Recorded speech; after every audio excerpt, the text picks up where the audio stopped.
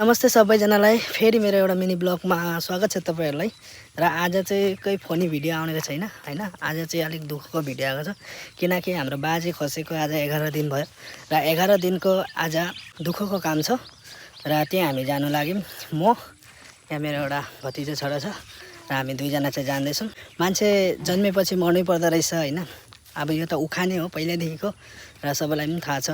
दुःख त लाग्छ अब हैन बाजे पनि बहुतै राम्रो मान्छे हुनुहुन्थ्यो र खसेको पनि 11 दिन भयो र आज लामा पढाएर पुरा काम गरिरहेको होला र आज चाहिँ म चाहिँ अलिक ढिलै भयो आउनु हैन ड्युटीबाट र भर्खरै आएर हामी जाँदै छौं हकमतिर के कस्तो भइरहेछ तपाईहरुलाई देखाउँछु है यस मर्नु भन्दा अगाडि चाहिँ हैन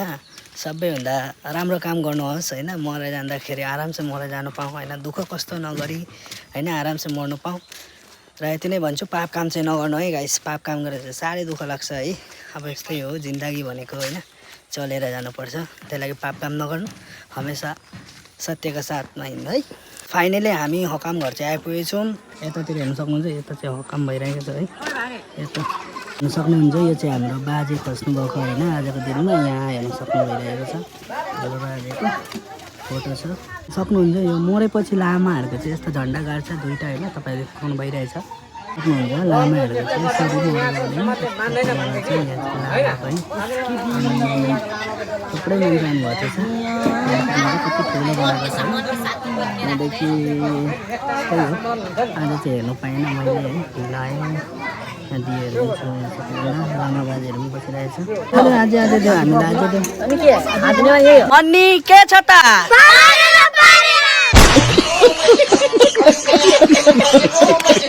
बाजेहरूलाई बिदाई गर्नु हुँदैछ देख्न सक्नुहुन्छ हाम्रो मामा छेमाहरूले किनकि हिजो राति नै आउनुभएको नि त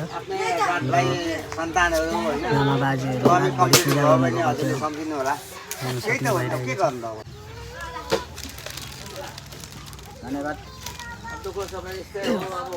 यहाँ बहुत फ्यान फलोइङ छ यहाँ हेर्नुहोस्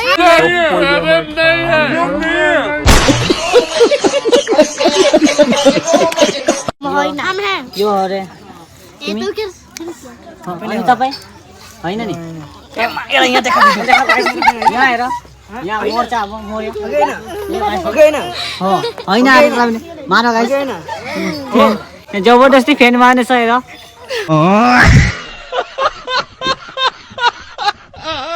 गाइस ब्लगलाई यहीँ एन्ड गरौँ हैन तपाईहरुलाई के कस्तो लाग्यो राम्रो लाग्यो भने लाइक कमेन्ट शेयर गरिदिनुहोस् मेरो पेजलाई फलो गरिदिनुहोस् र मेरो च्यानललाई सब्स्क्राइब गर्न नभुल्नु होला र भेटौँला अर्को एउटा ब्लगमा tata bye bye guys love you everyone